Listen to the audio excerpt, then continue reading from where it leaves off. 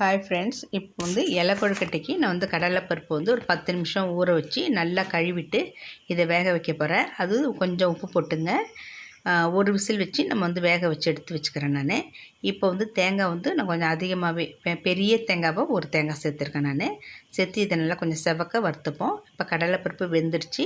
இந்த மாதிரி இருக்கணும். உங்களுக்கு ரொம்பவும் குழஞ்சிடக்கூடாது. இப்போ வெல்லம் 1/2 கிலோ வெல்லம் சேர்த்துருக்கேன்.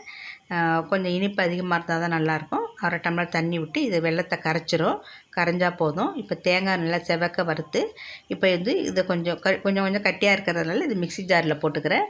இதில் 4 ஏலக்காய் போட்டு தேங்காயும் ஒரு ஓட்டி எடுத்துக்கிறேன். நான் ஓட்டி எடுத்து நம்ம மறுபடியும் அந்த வானல்லையே கொட்டிட்டு இப்போ வெல்லத்தை இதிலே வடிகட்டிக்கிறேன். வடிகட்டி நல்லா கிண்டி கொஞ்சம் கெட்டி பதம் வந்தோன்னா கொஞ்சம் தனியாக நம்ம எடுத்து வச்சுட்டு மீதி கடலைப்பருப்பு போட்டுக்கிறேன்.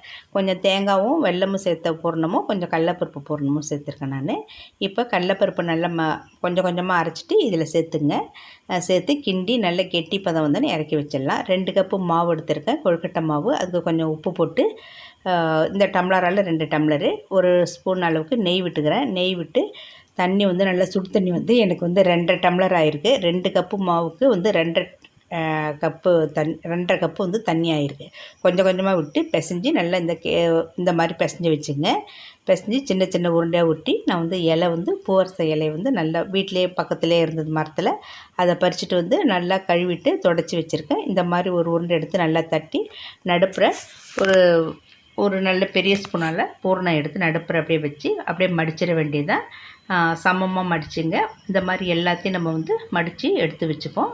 இதை எல்லாத்தையும் நான் இட்லி பண்ணையில் தான் நான் வேக வைக்க போகிறேன். அதனால் இதை எல்லாத்தையும் மடித்து நான் எடுத்து வச்சிடுறேன். இந்த மாதிரி ப்ரோட்டீன் நமக்கு நிறைய கிடைக்கும். இப்போ இதெல்லாம் எடுத்து ரெடி பண்ணி வச்சுட்டு நான் இட்லி பானையில் தண்ணி வச்சு அது மேலே தட்டு மேலே நான் இதில் ஒரு 10 எடுத்து வச்சுக்கிறேன். நான் இது ஒரு சீக்கிரமாக வெந்துடும். இது வெந்நீரில் வச்சு மாவு பிசைஞ்சு கிண்டி இருக்கிறதுனால உங்களுக்கு ஒரு 4 நிமிஷத்துலேயே உங்களுக்கு வெந்துடும். இல்லைன்னா ரொம்ப விட்டால் ஒரு குழன்னு ஆகிடும். அதனால் பார்த்து நம்ம எடுத்துக்கணும். இப்போ மற்றதையும் நான் தட்டி வச்சுக்கிறேன். தட்டிட்டு அதுலேயும் நடுப்புற பூர்ணத்தை வச்சு இந்த மாதிரி மடித்து எடுத்து வச்சுக்கிறேன். இப்போ ஒரு 10 நான் வேக வச்சுட்டேன். நான் இட்லி பானையில் வேக வச்சுட்டேன். மீதியும் எடுத்து நான் தட்டி ரெடியாக எடுத்து வச்சுக்கிறேன். ஏன்னா நம்ம அதை எடுத்துகிட்டு நம்ம இதை எடுத்து வச்சுக்கலாம். இது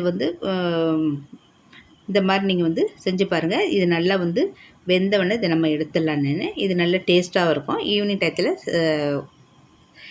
ஈவினிங் ஸ்நாக்ஸ் மாதிரி குழந்தைங்களுக்கு நம்ம செஞ்சு கொடுக்கலாம். இப்போ இதை நான் எடுத்துகிட்டு ஒன்று அப்படியே இலையை எடுத்து காட்டுறேன் பாருங்கள். நல்லா சாஃப்டாக வந்திருக்கு. இந்த மாதிரி செஞ்சு பாருங்கள். இது பிடிச்சிருந்தா லைக் பண்ணுங்கள். Thank you friends.